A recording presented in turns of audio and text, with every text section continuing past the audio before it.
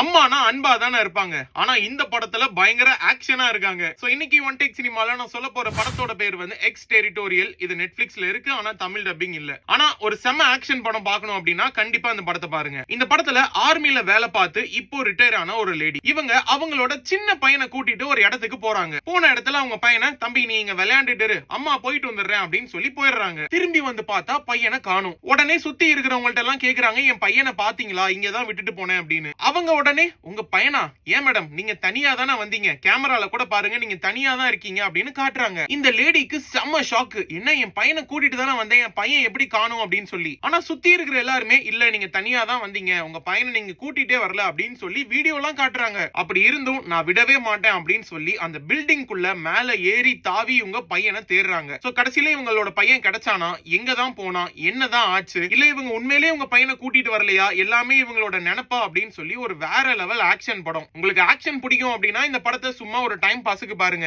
இந்த படத்தோட பேர் வந்து எக்ஸ் டெரிட்டோரியல், நெட்ஃபிளிக்ஸ்ல இருக்கு, மறக்காம பாருங்க.